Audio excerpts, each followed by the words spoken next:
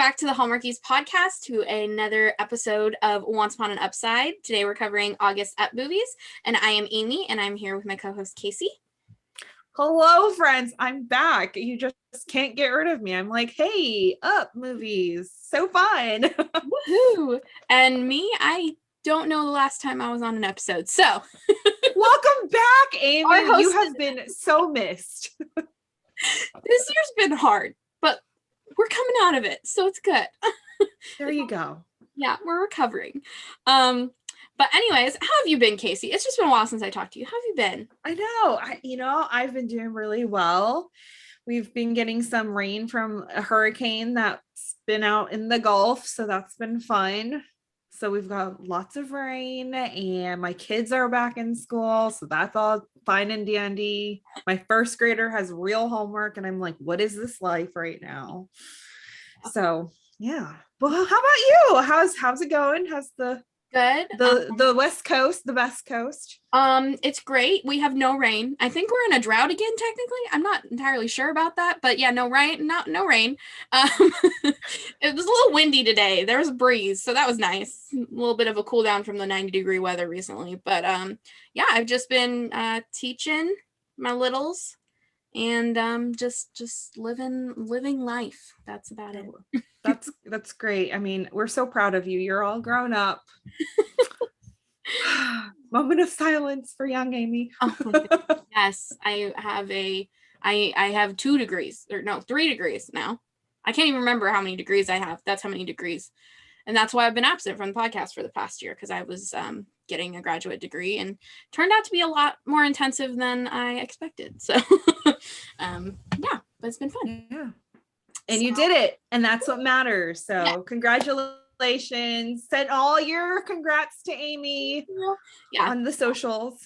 Thank you. Yeah. So, I just got done with school and then signed myself up for elementary school for the rest of my life. So it's great. There you go.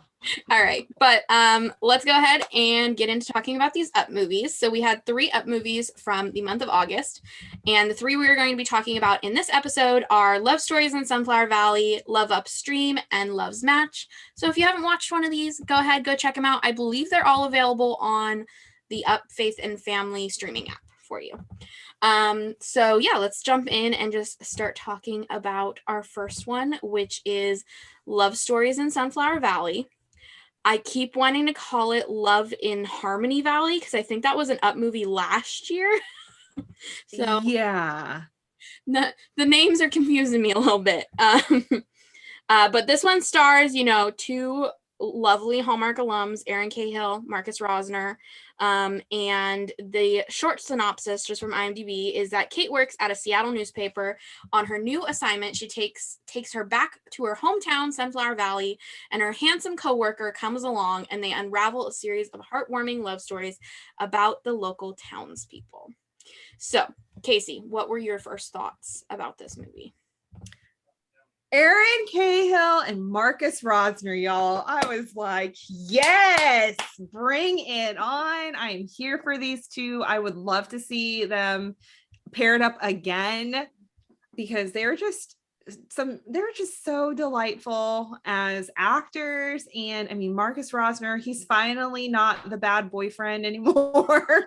So it was really nice to see him as a lead in this. And I thought this movie was very, very sweet. Yeah, I completely agree. And I think it had a little bit, at least for me, it seemed a little bit different from some of the Up movies. It seemed a little bit more like slower and like more focused on the nature, which I think I really appreciated. Mm-hmm. It was like, there was like more, I don't know, like silence, I guess, at some points and stuff, which I think was cool and artistic. I don't know, maybe the director wanted some to add to the sunflowerness of it. I don't know. But yeah, I really enjoyed it. And I agree with everything you said. Erin Cahill and Marcus Rosner, I love them together. It's great to see Marcus Rosner not, because I feel like in the past couple of years, he's done a lot of movies about some sort of botany. So not botany involved. And, I just think it was a really, really good one from both of them. But let's go ahead and get into talking about the story. The main girl, Kate, she is an assistant currently at this newspaper, and she pitches this story about a woman in her town who, through different circumstances, helped so many people in her town fall in love. And so what did you think of, Kaycee, of this story that she pitched and the woman that they talked about? What did you think about that? I thought I was very intrigued as to who Olivia was. I'm like, who is this person? Why is she important? And then I've just got to say, Kate's boss is the literal worst. I mean, I get really, when I see these movies and the bosses are like, I just want you to be my assistant for life. I'm like, no, you need to be developing them. You need to be training them. You need to make them the best that they can be. I mean, if she wants to be an assistant for the rest of her career, then that's fine. Let her be an assistant the rest of her career. But if you have some girl or guy or somebody below you saying, hey, I want to pursue this as my dream, you need to help them along the way. And so that was really frustrating for me. And I understand why they did it as a plot point, but whenever I see bad bosses, I'm like, it doesn't have to be this way, guys. Yeah, I know. And I know it was the whole plot point, like you said, it was part of the plot point, but it still frustrates me. I'm like, she pitched this. Why do you have to give it to the new guy? And I know his dad's the owner and all that, stuff. But still, I'm like, she pitched it. She did all the research. Like, give her a shot. Yeah. Yeah, but the bad boss, yeah, not my favorite. But yeah. So Olivia's different stories, the different people that couples she helped out, there was quite a few. So starting out with the first couple, we had this very sweet older couple, and they had they had received from Olivia, I believe it was a wedding gift, correct me if I was wrong, right? Wedding gift? I think so. Yeah, this little like glass sunflower that I just thought was absolutely gorgeous. But they had a really sweet love story, and it was like all these couples in different ways had kind of coincidences and different little ways that Olivia kind of was part of their love stories. And I know there was a couple, but Kaycee, did you have a favorite of the love stories? It was well, one thing that struck me as kind of funny is Olivia's meddling. Like, yeah. She's literally inserting herself into these people's lives for good reason. She's like the nosy next door neighbor, I feel like, because we never got to meet Olivia. Olivia has passed on. And so just hearing some of these stories, I'm like, she had no business in getting involved, but I mean, it works out. So I really love the couple where they named their daughter Olivia. And I thought that was just so sweet. And you could see Kate, when she heard that, she just, there was something changed in her face. And it was like, she was so touched by that. And I think at that point, we didn't know her connection to Olivia. But when we found that out later, I'm like, oh, that makes complete sense. But that was one of the stories I had enjoyed. Yeah.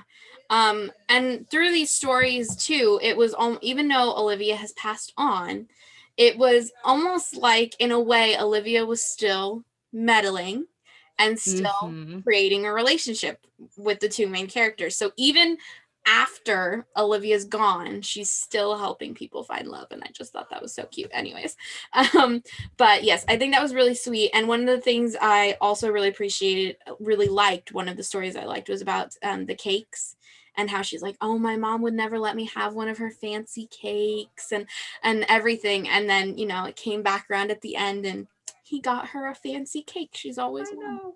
I was like, oh, that's so sweet.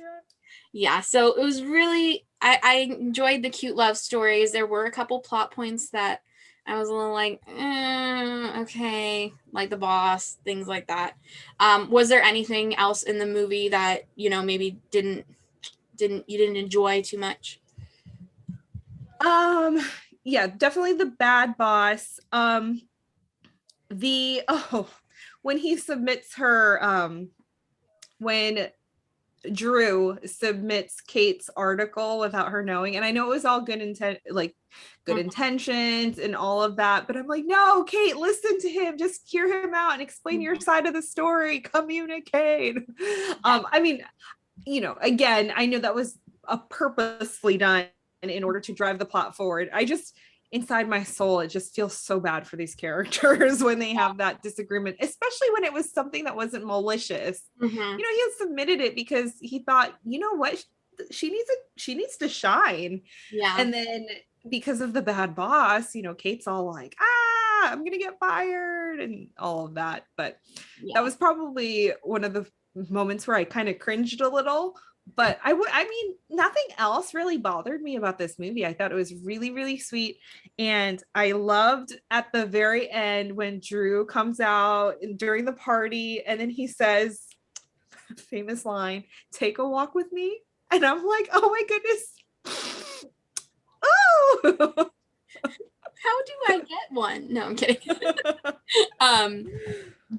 But yes, I think a lot of really good points. And I liked the conflict, but also I'm glad that the conflict wasn't that there was no of him like trying to like pass it off as his own work or anything like that. That's what, at first, when he said he submitted it, I was scared that they were going to go that route. And I'm so glad they didn't, because that just would have kind of like ruined the movie for me if it had been like, oh, or even if they had published it under his name or something, like the boss had meddled again or whatever. I'm so glad they didn't go that route. But even from the beginning of the story, I mean, with the first couple they interviewed, I mean, also he had done no research. So the first couple they'd interviewed, he had no clue what was going on at that point still. But, you know, he had said like, oh, you did the research, you do the interview. Like, he was having her do it even from the beginning a little bit, which I really liked. And then but towards the end of the movie, we do find out who Olivia is and how she is related to this family of Kate. Why do I keep wanting to call her Emily? Kate. Do you want to go ahead and share the big? Yes, Olivia is Kate's great grandmother. And so that is the connection there. And she'd passed before Kate was born, I believe. And so Kate had never gotten to know her, but she's heard of her legacy. So it was something that she was very invested in. And I thought that was a sweet touch. Definitely. I don't know if I saw that coming. I probably should have seen that coming, but I was so invested in all the other storylines that I was kind of like, okay, this Olivia lady. Yeah.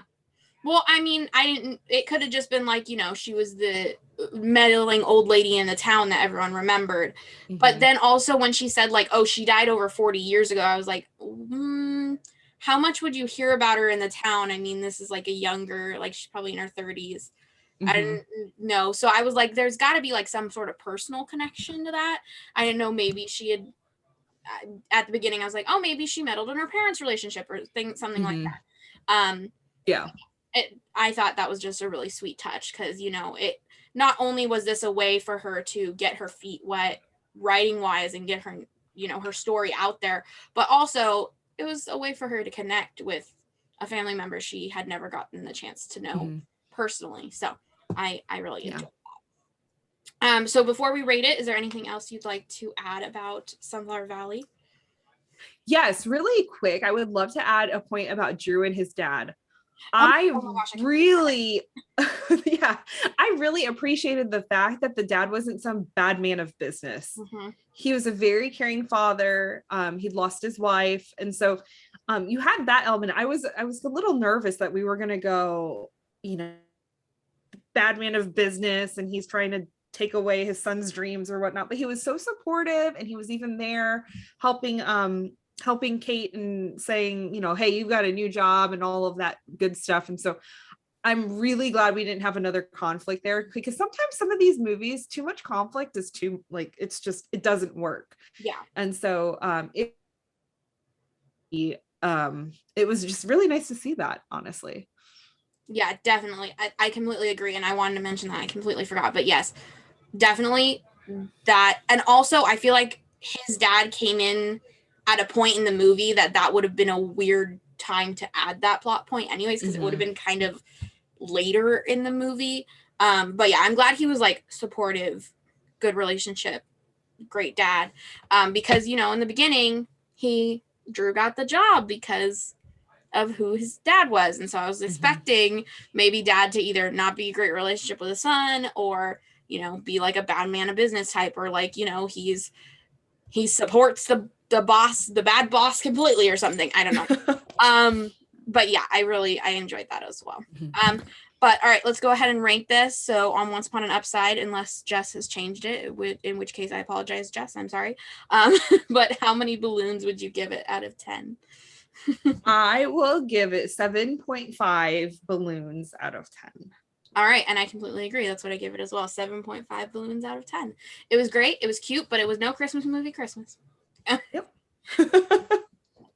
All right, but let's move on to our second movie from August, and that was the movie Loveupstream.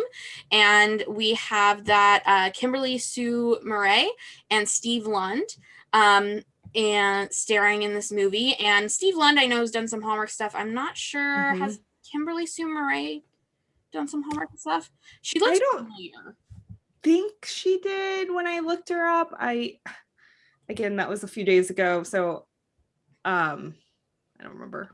I mean, she looks familiar, but I'm sure she's been in stuff before. That's probably been adjacent. So, yeah. But the basic synopsis for this movie is that author Charlotte and Chicago City girl heads to the wilderness of Minnesota to write her new book. Her guide, Rob, doubts Charlotte's skills. However, they realize they have more in common than not and find themselves falling in love. So, first thoughts, Kaycee. What did you think of this movie? Oh, goodness. This movie, y'all, it was a doozy. It was a doozy. I have no other words for that. I will say it kept me engaged though. There were so many things that were a bit bonkers to me, and the characters felt very almost exaggerated in a way, which is why I'm kind of baffled. I have so many notes, and sometimes if I have a lot of notes, it either means I loved it or there's so many things that I was like, what is happening right now? And I will say for this movie, it was definitely the latter. But yeah, that's kind of like, without giving anything away, that was my initial take after watching it. Yeah, definitely. Throughout this whole movie, I was just like, I have a lot of questions about what's going on right now.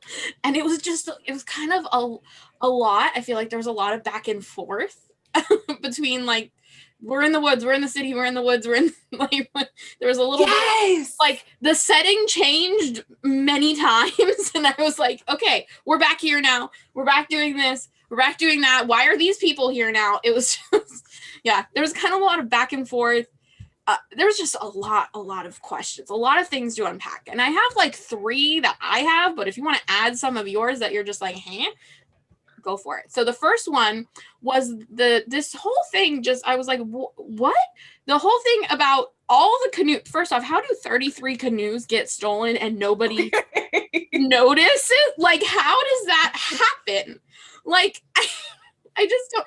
Also, no security. Like, you run a business. Like, in this day and age, why didn't you have any sort of like security camera, something? Like, put a ring on the thing, for heaven's sakes. Like, I don't know. I mean, now that you bring that up, that makes completely no sense unless they had 10 people stealing canoes. Exactly. Like, it's the canoe gang. Yeah, I was like, what did they have? Like a moving van? Like, how did they? I don't know. Anyway, it was just a lot of canoes. And then the whole thing about, oh, we're going to start a GoFundMe to raise money to buy new canoes because they haven't updated the insurance since they bought the newer canoes or whatever. And I was like, I'm like, this is just a lot. It makes no sense. I mean, I guess it kind of makes sense, but at the same time, I was like, what? You should still try the insurance. Anyway, it was a lot. I was just so confused by that whole plot point.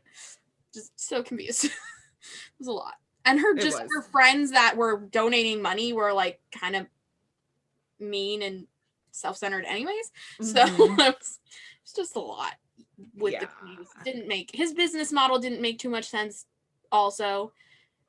And just it was weird. Do you have something that you want to bring up about a plot point? Oh man. Okay. Here's one thing, and we probably will get into this, but the biggest thing I had an issue with was Doug, and we were supposed to have an issue with Doug, who breaks up with her the day before her book launches, a month before they're supposed to get married. And I'm like, who does this? And who does this? Like, he had a reason. Like, he didn't, like, his whole breakup with her was like so just like, I was like, why? Like, you're not explaining this to her third. Like, I don't get what happened. Anyway. Like, what? And again, I understand it was there to move the story along. You know, she had to be in a really, really terrible place for her to go to the wilderness as this really snooty, rich girl from the city. So I kind of understand, like, okay, let's get her to a really low place in her life to ship her off to the wilderness to do something crazy in order for her to find love. So, I mean, like, I guess it makes sense. Really? Yeah. That was that. And then, well, what you just said brought up something in my mind. They set her up as like, oh, she's a city girl who can't do anything or what, or like isn't, you know, but then she knows how to row a canoe. So I'm like, that doesn't like kind of match up with the whole she's a city girl thing that they started in the beginning. And then, well, but she knows how to do this stuff though, because she has a background in it from a kid. So she's really not like such a city girl. I don't know. That was just like a little bit of a disconnect. I'm like, you built her up this way for the first 15 minutes, but she's actually this way. And it was a little, I don't know. I feel like it was disconnected a little bit with her character development. Just, yeah. But yes, completely agree that her Doug was just, and then he like married someone like 2 weeks later, like, or got engaged or whatever. Started dating. He started dating, and it was alluded to that they alluded to the fact that he cheated. Yeah, definitely. Yeah, and I was like, and you know, the book is about you and Charlotte. Like, yeah, you literally just ruined her career. I mean, she recovers from it and fine, but who does that? Ugh.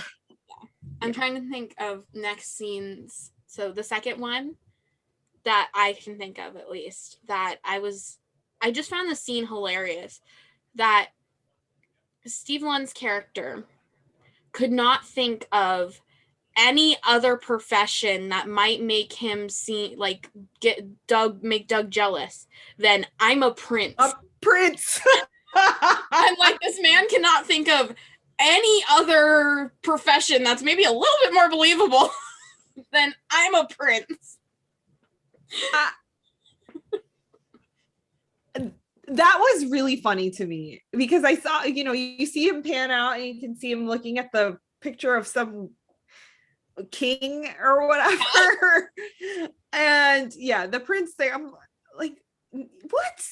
I mean, at least they thought it was funny. Yeah, I was just like, wait, what? And also, but it was kind of like out of left field. Like, I get that, oh, I'm gonna pretend to be her boyfriend to like support her because, you know, this is your ex-boyfriend with the new guy or whatever, or with the new girl.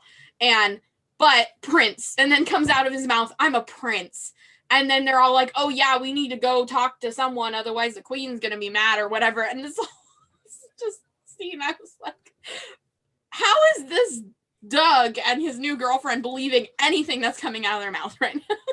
I mean, the new girlfriend was kind of ditzy, so I mean, she probably believed a hook, line, and sinker. Yeah. Also, that was another thing. She's all like, oh, I'm such a fan. It's like, you know who that is, right? Yeah. Oh my gosh. I can't. Oh my gosh, yeah. And then, okay. Do you have one you would like to talk about now? Because I have one more that really, really grinds my gears. Oh yeah. Really quick, back to the inconsistency with Charlotte in the wilderness thing, and she can, do the canoeing. Okay, that girl, she took out her anger on that wood. Yeah. The wood chopping, I was like, take the axe away from her, because she's like,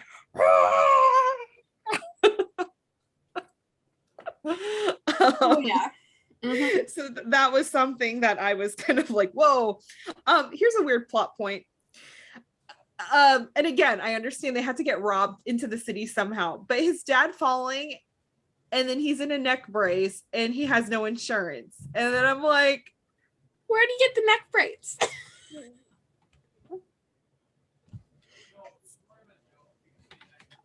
I'm so confused right now. Like, how did he fall on his head?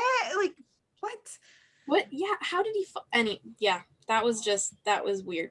And yeah, and I feel like he would have been, because it was like, hey, dad got hurt, and then he's on the next plane, he's there, and then dad's all kind of honky-dory.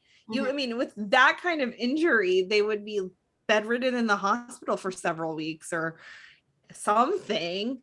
Yeah, I don't know. And then also the brother, like, was the brother just like super absent? Like, I thought he was going to be important and he wasn't super. It's just weird. Why did they add the brother? I don't know. I mean, I guess to get the best friend a boyfriend. Yeah, that's about it. Maybe, but I don't know. It was something. But the character of Tina, I loved her character personally, which was his business partner sort of.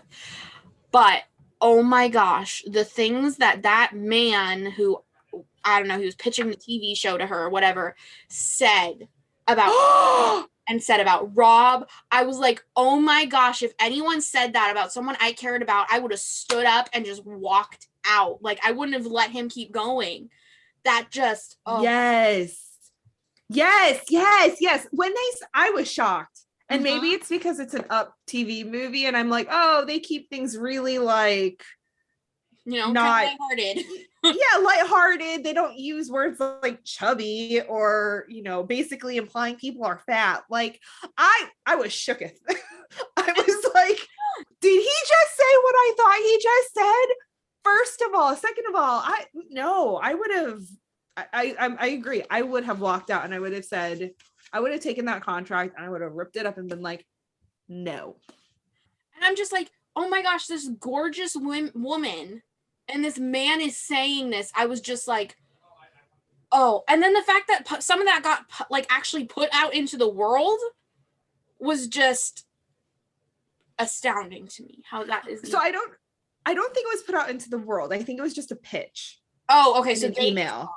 Yes. So they only saw it, but it didn't get published out. Okay. That's good. That's better. Yeah.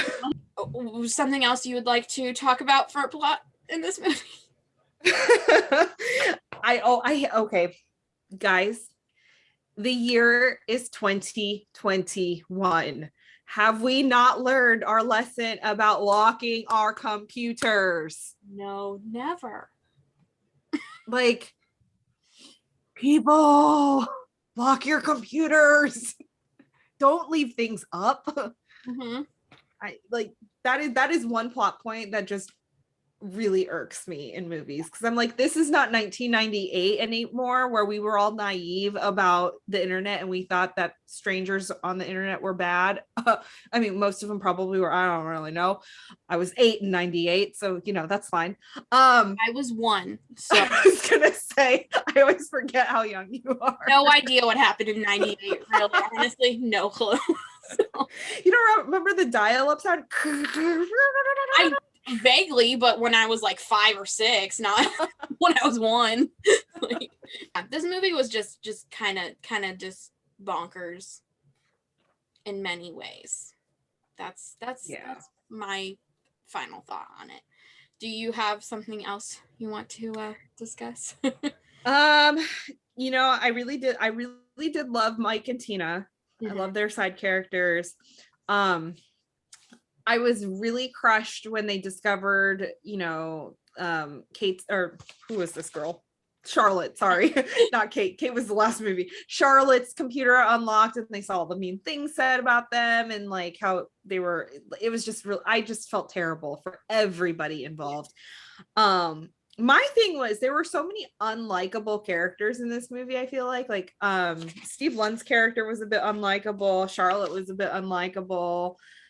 You had the business people, you had Charlotte's snooty friends, like her best friend was really delightful.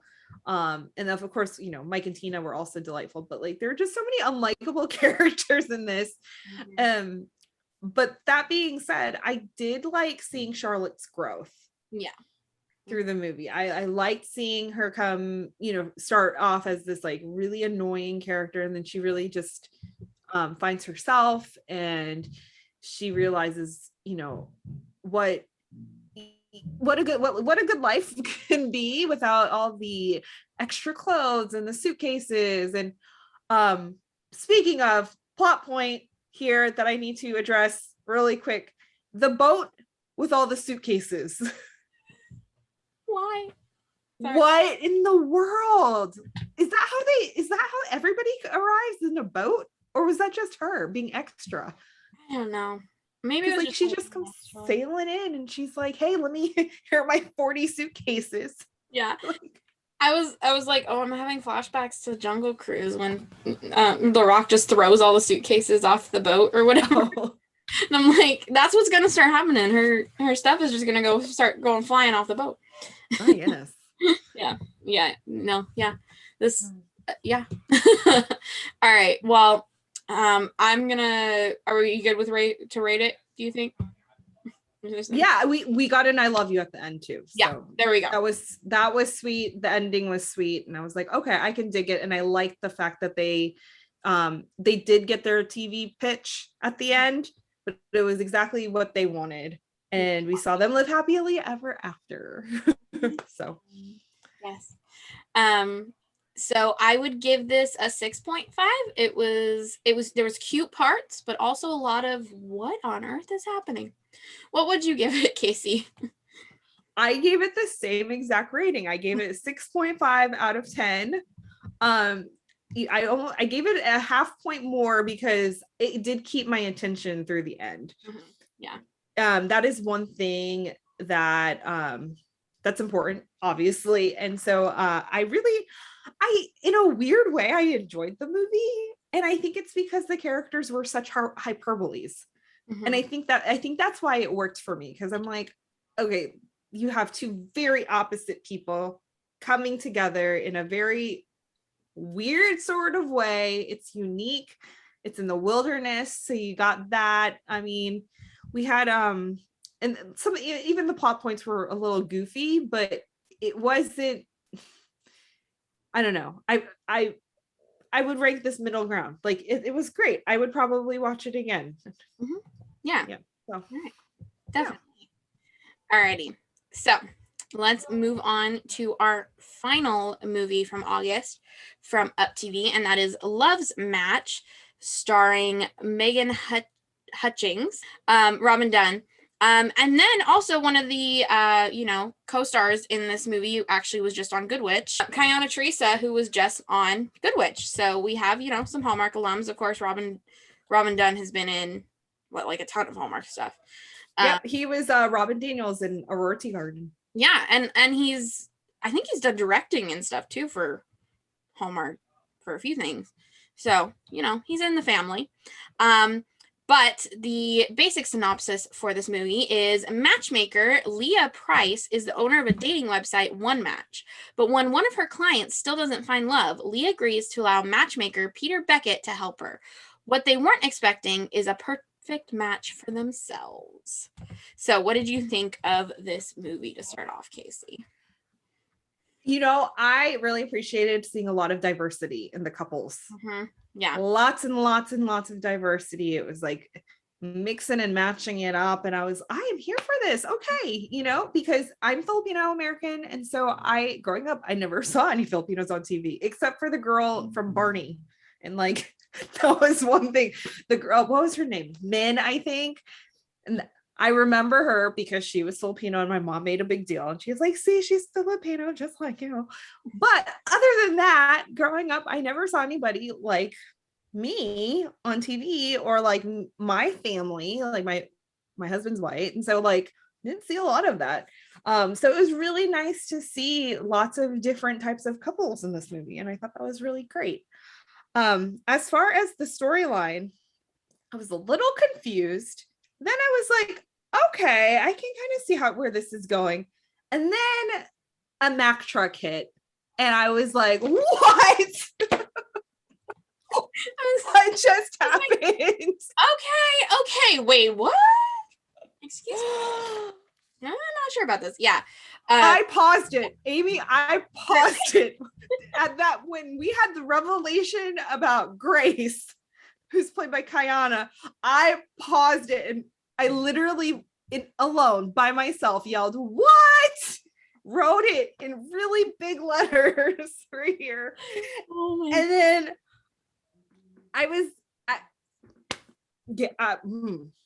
that was the moment for me. Oh my goodness. Yes. Okay. There was just so much in this movie. But I do want to agree with you, though, with what you said about the diversity. I think that in this movie, they really showed a lot of what modern, at least for my age group, like modern dating apps look like a lot. Like it's so many different types of people, different, things going on. And I think that really, whereas other dating app movies we've gotten, it's all like, why is this dating app all only the exact same person is on this dating app? Yeah. And like, this was more of what I, at least from my experiences, see more on a dating app these day and ages. You see different people who do different things and are not all, doing the exact same thing. Cause not every dating app is, I know there's one for like farmers, but like, farmers are still different, but anyways, yeah. I don't know why that's the one I wanted to reference there, but that's what I went with. So okay, move on from that one. Anyways, so this business model, though, for me at least, it was a little strange because I feel almost like, and I don't know what you thought of this, but I feel like, okay, she is, signing these people up to do matches and they take a test and everything. I feel like what he was trying to add into the business was a little bit more sneaky and a little bit like I could see how some people, if they found out about what he was doing, could be upset because it was almost like he was, meddling, and some people knew they were being matched and some people didn't, and I don't know, that aspect I was not a huge fan of. I don't know, what did you think of that, Kaycee? That was so weird. Yeah, I am not gonna lie, the whole earpiece thing and he's feeding them information and I'm like, what? Why? Why? Like, and at first I thought it was just his buddy over there who is creating the distractions to create the meet cutes. That one I was like, okay, that's weird, but okay, fine, But when they had the guys or the girls, I think it was mostly the guys that he was matching up with females and stuff. They all had earpieces and I'm like, yeah, what is going on here? Oh, there was one girl, the girl from the library who ran at the park or whatever. Yeah. That was, I don't know. It was strange to me. So strange. Yeah. And I have to say, it's 2021 and those like really old school, like Bluetooth things being in someone's ear, like that would kind of be a red flag if I saw someone wearing those right now who wasn't like, like a 40-year-old dad. Like, I'd be like, so why is this person not just like wearing like a basic, like an AirPod size earphone? Like, I'd be like, why are you wearing this giant Bluetooth thing at a park when you're reading? Like, it just, oh my gosh. Oh my goodness. Sorry. It's because they're all in their mid to late to early 30s and 40s. Well, that's why. But like, my brother-in-law is 40 something and he has an earpiece for work. Yes. I'm sorry. I'm so sorry. I'm just thinking Like, I'm over here thinking, like, hey, these are like really inconspicuous, like just the little earbuds, you just stick it in there, and like that's totally normal to be walking around wearing an earbud. Whereas you see people walking around with the big like Bluetooth things, and I'm like, why are you like, I don't know. Anyways. Oh gosh.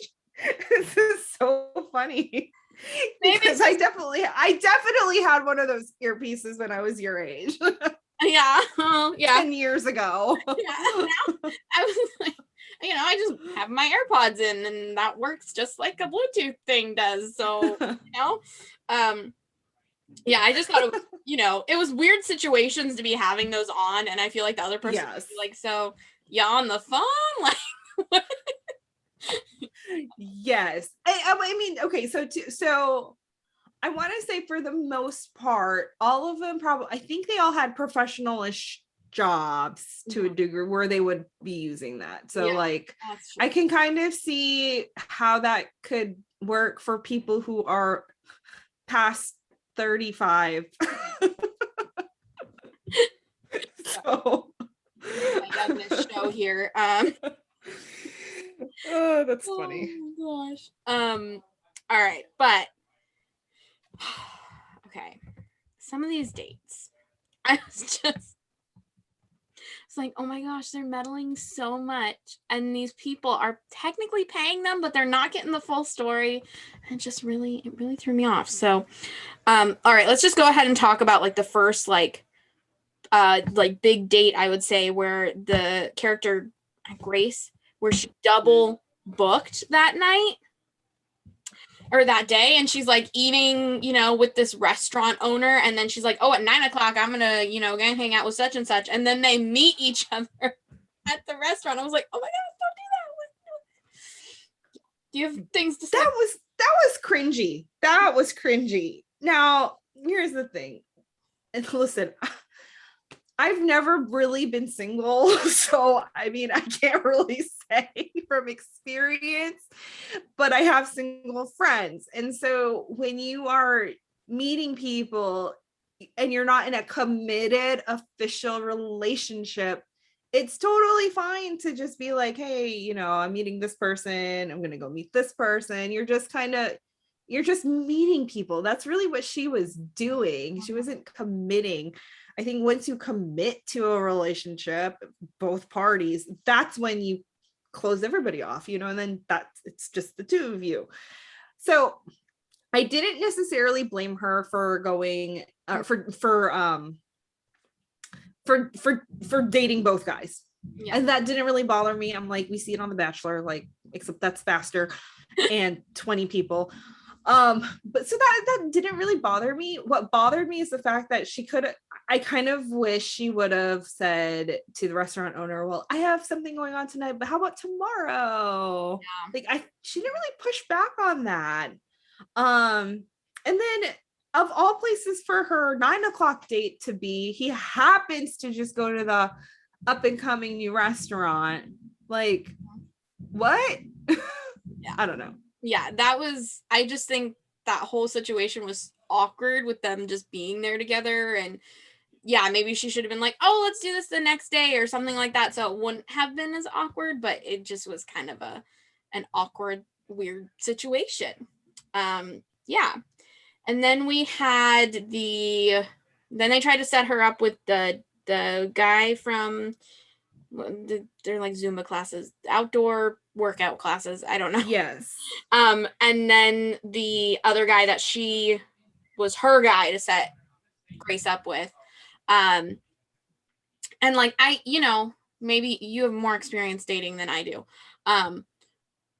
You're married, so but I maybe this is just me, but on the like 2 first dates I've been on in my life, I don't start talking about having children. Maybe that's just me. But when they were dancing and they're like, I want 2 kids, a boy and a girl, and these are what their names should be, and I was like, that seems like a bit much. You guys have been dancing for like 5 minutes. Yeah. Did they know each other before? No, that was their very first, right? Okay.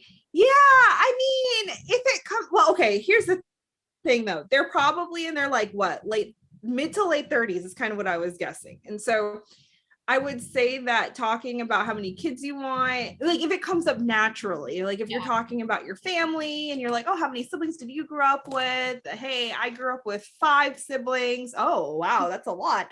Oh, you know what? It was a lot of fun. You know, I'd actually like 5 kids. Like something natural like that, I feel like could work. But going into naming your children when you're not even a thing, like we gotta nix that.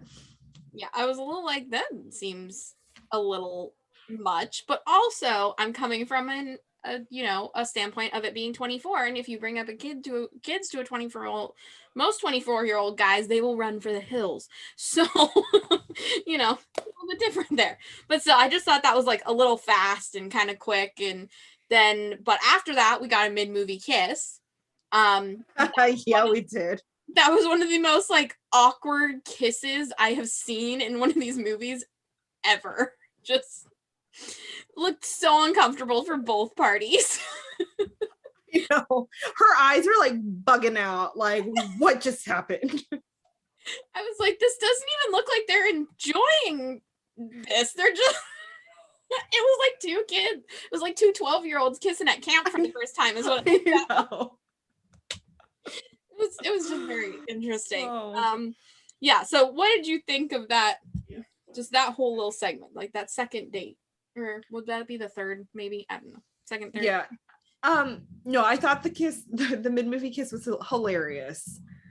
And I think that was they had to have it because that was the turning point for Peter, because he's all like, trying to not mess with her, but they're competing really. And so I feel like that was a good turning point for both of them. Yeah, definitely. As awkward as it may have been. It was so awkward. I don't want to, but I feel like that these two didn't have great chemistry. Like, it just didn't sell. Like, I don't know. There wasn't like a point where I was like super sold on their relationship. Yeah, I don't know. All right, so after that, go ahead, Kaycee, take it away. What was that? I was gonna say I liked Leah and Peter. I liked really? I liked the whole banter between them. I don't know. I just think it was so awkward because it was like supposed to be a business relationship, and then they're kissing weird, and then I don't know. I don't know. I never was 100% sold.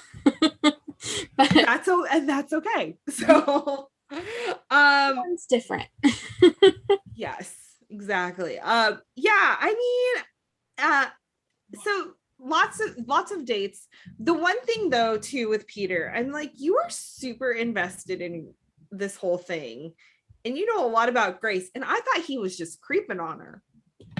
Like I really thought, because that's really what he does. It's like he kind of creeps on people and then he figures out their patterns and then he sets them up with the matches. And so I thought he was just trying to really win this game.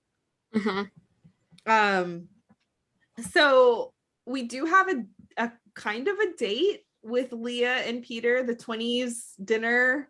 That was thing. I'm sorry. It was a little that one awkward. Yeah, that one was a little like, what's happening here? Why are they okay, whatever, it's fine. I'm like, y'all look cute, that's great. Okay, are we ready to discuss the bombshell? Okay, I didn't even understand it, so can you explain this to me? I was like, where it was like left field, it just came out of can you explain it? 100% came out of left field, but it made sense to me, at least, because I'm like, okay, we know that Grace is Leah's client, right? And so Grace is the most complicated client because everything goes awry. Like, it's just nothing is going well. The dates she's been on, she's like, maybe she's picky or it didn't go well or whatever. And we learned that she was burned by her ex I think she was, I want to say she was the one that got dumped. Yeah. Yes. By her ex-boyfriend, who she called Ace. And so Leah was trying to find her somebody, somebody new, somebody fresh, etc. So when Leah meets Peter, they make this bet because they have two very different business models. And so they're trying to prove to each other which one's better. And then they join forces to get to get Grace a date. Unbeknownst, Peter had already agreed to this challenge. He's gonna prove it.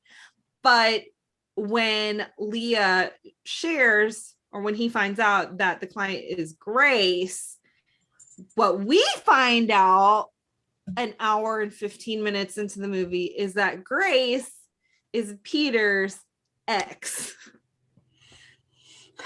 Yeah. And I was like, oh, that's why he really did not want to set this, because he was hesitant. When she showed him the picture and was like, oh, this is who we're setting up, he was like, no, I think we should do this other girl. No, I don't know about this. Well, you agreed to it. Okay, I guess so. Yeah, it was just, yeah. I was like, whoa, okay. Yeah. So, yeah. And Grace goes to Peter's house, basically crashes the party. And then she realizes that her matchmaker is dating her ex. And she's super upset about that, which, I mean, it's shocking, if you're not expecting that it would be really shocking. So I can totally understand her reaction there. But what?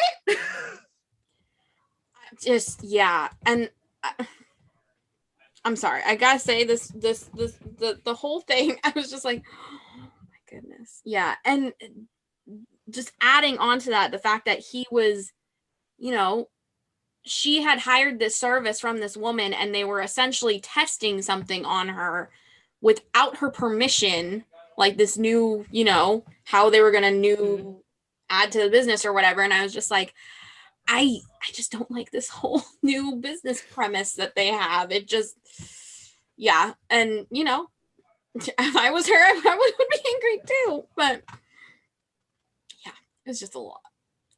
Yeah. Okay. Anything else you'd like to add about this movie? I mean, I like the ending with our great love story. I thought that was really sweet. I like that she put the little Easter egg in there in her book that she was writing. And it only gives the initials, it was PB, which is him. Mm-hmm. And so he took that as a sign, and he got his little buddy to run the book over to her. The one thing that made me laugh though about the ending is she just runs out the door. She has no keys, she has no purse, she has no car. And she just runs, and then all of a sudden she's going around the corner and there he is on the bench over there. It was a very pretty scene though. I mean, the cinematography was really pretty with the sun and their kiss and everything. And so yeah, it was a much better kiss than the first one. Yes. Yeah. It was a lot better. It was a lot less, summer camp at 12 years old. Awkward 12 years old. Yeah, it was a lot better than that. Yeah, but I agree. I like the end of it. It was very beautiful. Yeah, it just, they never sold me on it. But all right, so what would you give this movie? What would you rate it? I don't think we're going to agree, but I gave this 8 out of 10. Okay. All right. So here's the thing. I went into this wait, what? I don't know. I just didn't have very many expectations for it because the synopsis was just a little, I don't know. But then it got my attention. We have all of these weird dates. We have this very complicated client. We have a lot of diversity. We have, all of these random things. And then the plot twist. Mm-hmm. I'm here for, I was going to give the 7.5 or 7 something. And then we got the plot twist. And I was like, well, then there goes all my notes. So that's why I gave it an 8. Okay. I gave it a 5, and I think it's just because I couldn't get over the fact that they were, she was hired for a service, but at the same time, like they were kind of tricking her, and it just, I don't think that's a great way to run a business. And it was just, it kind of upset me a little bit, and I couldn't get over that. So, but yeah, it was cute though, other than that. And I think that they did a good job on a couple things, but I just, that really just upset me that they were, testing out this new business model on her without really like permission or anything.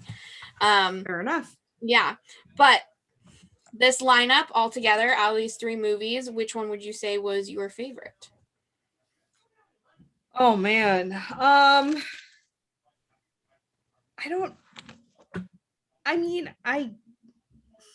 That's hard. I mean, I know I gave Love's Match the highest ranking, just because of the story was unique.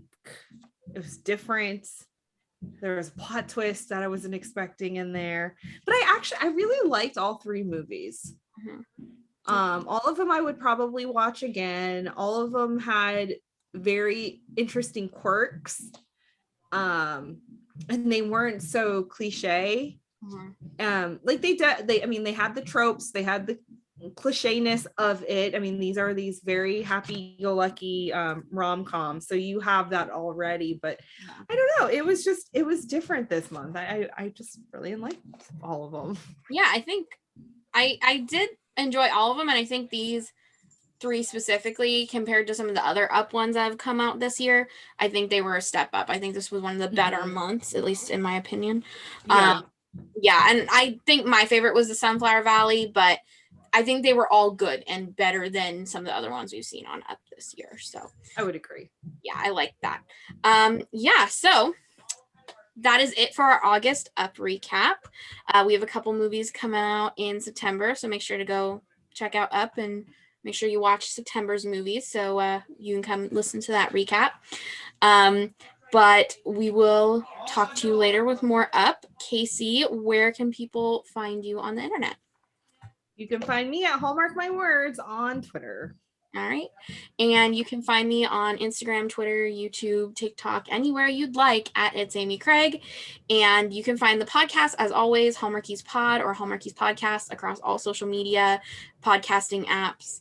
And if you want to become a patron and support us, go on over to our Patreon, Hallmarkies Podcast, and you can pledge for as little as $2 and get access to awesome rewards such as movie watch-alongs, shout-outs, things like that. So go on over to our Patreon and check it out. And we also have merch if you're interested in buying a t-shirt that's anything related. We have Once Upon an Upside t-shirt on there. We have Hardy stuff and Good Witch stuff, and we have a ton of stuff over on our merch store. So that link is always in the description. You can go check some stuff out, see what you like. But other than that, thank you guys so much for listening, and we'll see you very soon. Bye, everybody. Bye.